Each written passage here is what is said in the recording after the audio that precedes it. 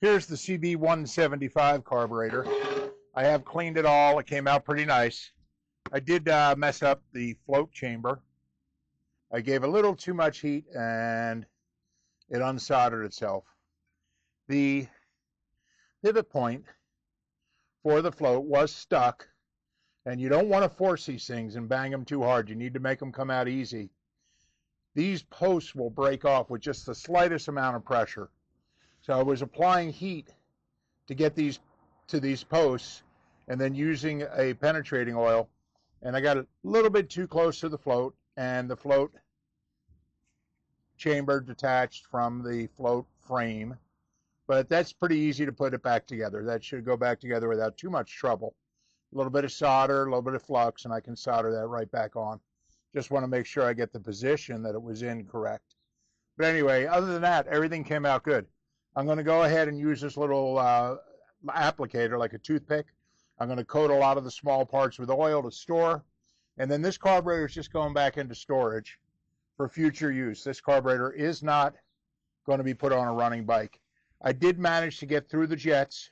This jet here was pretty tiny, but I used this little piece of throttle cable, and I was able to break through it.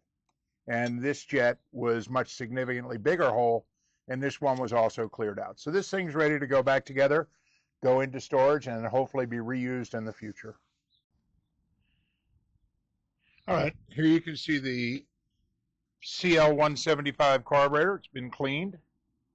It's been lubricated and some grease put on some of the items that need to be.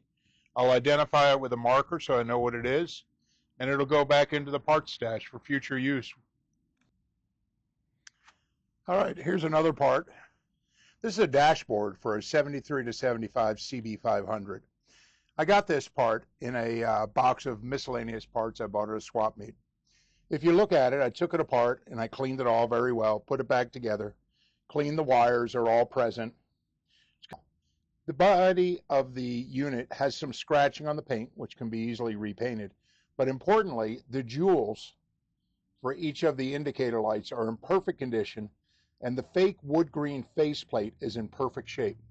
So with a little bit of masking and a can of finishing paint, this can be refinished, and this is a little dashboard that can be reused.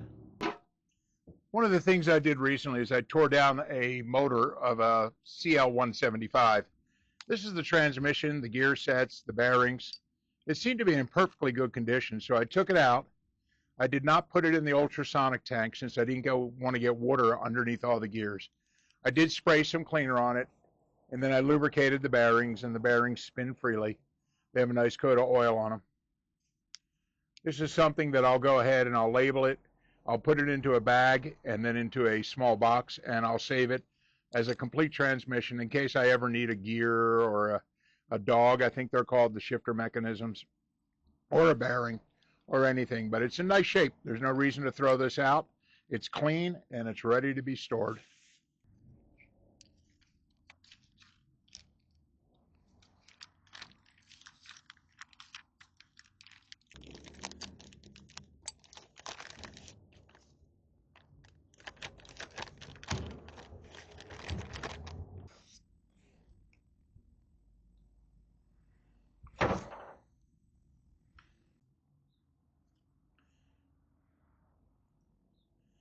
All right, there's the CL175 transmission.